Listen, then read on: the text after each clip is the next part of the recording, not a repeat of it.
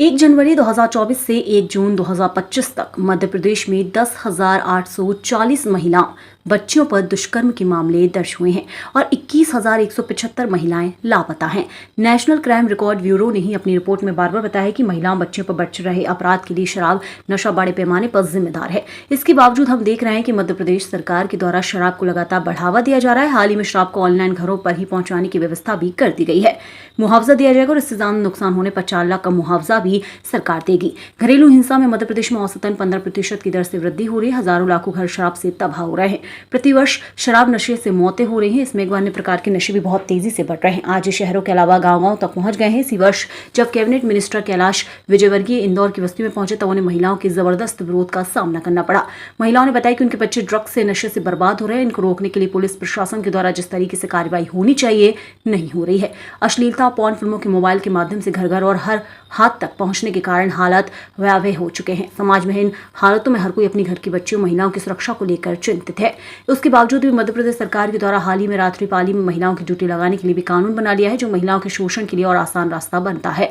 महिलाओं पर अपराधों के मामले हजारों की संख्या में कोर्ट में पेंडिंग चल रहे हैं। मध्य प्रदेश राज्य महिला आयोग ने गत 6 वर्षों से न अध्यक्ष है न सदस्य हैं। हजारों मामले आयोग में लंबित है। निर्भया फंड की राशि इस्तेमाल नहीं हो पाती। ये सब अखबारों में ही आ रहा है।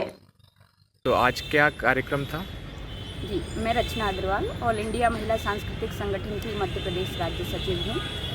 यहाँ गुना में 9 और 10 नवंबर को द्वितीय राज्य स्तरीय महिला सम्मेलन जो है ऑल इंडिया महिला सांस्कृतिक संगठन के द्वारा आयोजित किया जा रहा है। आज जिस तरीके के हालात हैं महिलाओं की सुरक्षा के मामले में, हम सभी लगातार देख रहे हैं कि अपराधों की जो घटनाएँ हैं वो लगातार बढ़ रही हैं। उसके लिए जो जिम्मेदार कारण हैं शराब नशा अश्लीलता, उन पर कोई रोक नहीं लगाई जा रही है।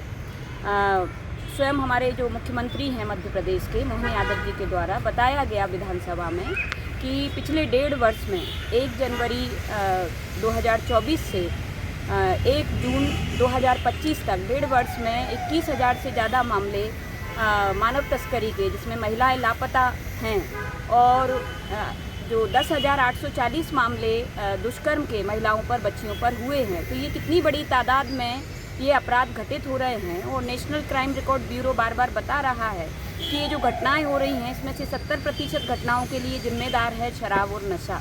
लेकिन उसके बावजूद मध्य प्रदेश सरकार के द्वारा शराब को लगातार बढ़ाने की जो नीति ली जा रही है और उसमें जिस तरीके से आज शराब की दुकानों को प्रमोट किया जा रहा है, किसानों को सब्सिडी दी जा रही है अंगूर और महुआ के ज़्यादा से ज़्यादा उत्पादन के लिए, और आदिवासियों को बिना लाइसेंस के शराब उत्पादन के लिए छूट दी जा रही है, और ऑनलाइन जो है शराब घर घर में पहुंचाने के लिए भी इसको पारित कर दिया गया है।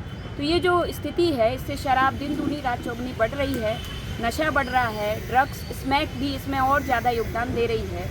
उसके बाद अगर हम बात करें पॉर्न फिल्में, पॉर्न साइट्स, अश्लीलता, तो ये जो है स्थिति को और भी भयावह बना रहे हैं, जिसमें हम लोग लगातार ही घटनाओं को देख रहे हैं, चाहे भोपाल हो या रीवा, कि किस तरीके से गंदी फिल्मों के प्रभाव में आकर लोग जो है अपने ही करीबी रिश्तेदार या अपने ही परिवार के लोगों के साथ हो, जैसे रीवा में भाई के द्वारा अपनी 9 वर्षीय बहन के साथ जो है दुष्कर्म कर और उसका गला दबा दिया गया पॉर्न फिल्म देखने के बाद।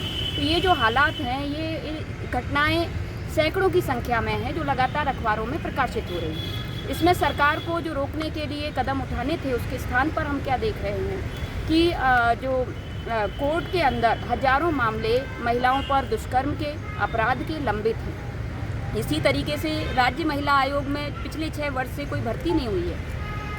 ये जो स्थिति है, मतलब प्रशासन के द्वारा जो संवेदनशीलता दिखाई जानी चाहिए, जिस तरीके से शराब और अश्लीलता पर रोक लगाई जानी चाहिए, ये चीज़ नहीं हो रही है। और इसी के खिलाफ महिला सांस्कृतिक संगठन जो है ये द्वितीय राज्य स्तरीय महिला सम्मेलन आयोजित कर रहा है।